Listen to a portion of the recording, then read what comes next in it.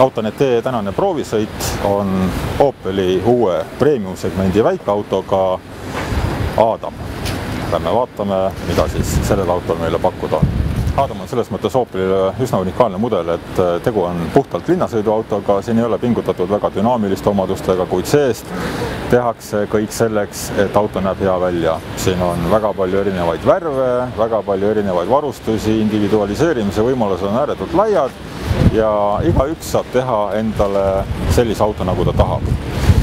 Aga kuna ilm on selline kole, nagu ta on, siis me läheme nüüd autosse sisse ja räägime siis täpsemalt.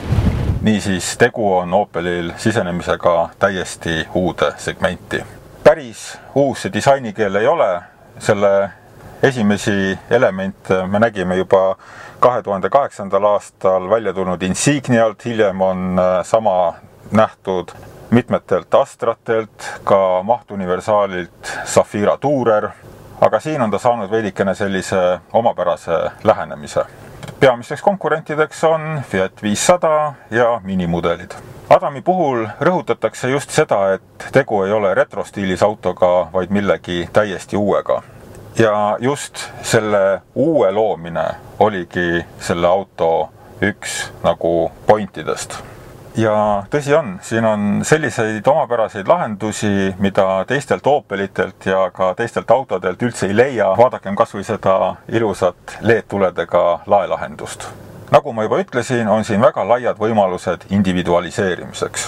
Kerevärve on 12, katusevärve on 3 erinevat, isegi võtmed võib tellida erinevat värvi.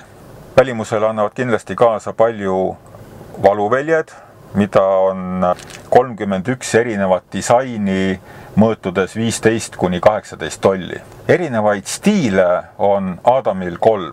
Jam, Glam ja Slam. Jam on mõeldud väga noortepärasena, Glam pigem selline moekam ja luksuslikum, Slam seevastu sportlikum. See disaini omapära kehtib täiel määral ka auto sisemuse kohta. Siin on võimalik valida 4 erinevat värvikombinatsiooni, 15 istmedisaini ja 6 erinevat viimistlusmaterjalide disaini. Siia lakke on pandud 64 lampi, mida võib põletada 8 erinevas värvitoonis. Ja kõiki neid erinevaid disainilahendusi on võimalik tellida eraldi, ehk siis lõppkokkuvõttes, kui iga Adami ostja leiab endale sobib, siis 2 sarnast Adamit on juba üsna raske leida.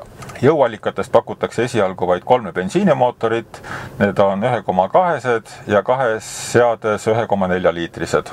Võimsused siis 70 hobujõudu ja teistel 87 või 100 hobujõudu. Elektroonikat sellise väikse auto kohta on siin samuti üsna palju, ESP, nõlvalt stardiabi, parkimisabi, mis siis autode reast leiab piisava vaba ruumi ja suudab ennast ise sinna ära mahutada.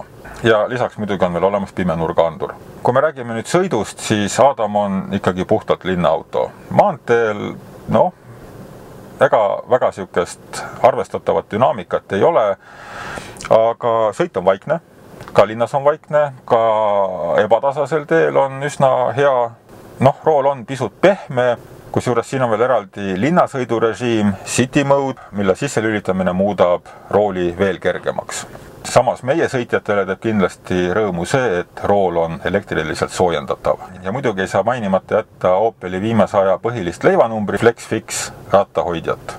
Multimeedia lahendusena on siin kasutusel IntelliLink, mis võimaldab autosse integreerida teie mobiiltelefonis olevaid äppe. Ja seda kõike saab juhtida läbi 7-tollise diameetriga puutetundliku ekraani. Räägime hindadest. Kõige odavam Adam hakkab maksma meil 12 200 eurot ja need hinnad lähevad kuni 13 000 euroni välja. Mis mulle Adami juures meeldib, on see, et vaatamata väikestele mõõtudele on see auto suhteliselt hästi juhitav ja täitsa mõnus kulgeda. Niisiis selline on meie tulevaste linnatänavate vallutaja uus Opel Adam. Aga meie näeme teiega juba järgmises saates järgmisel nädalal. Seniks nägemist!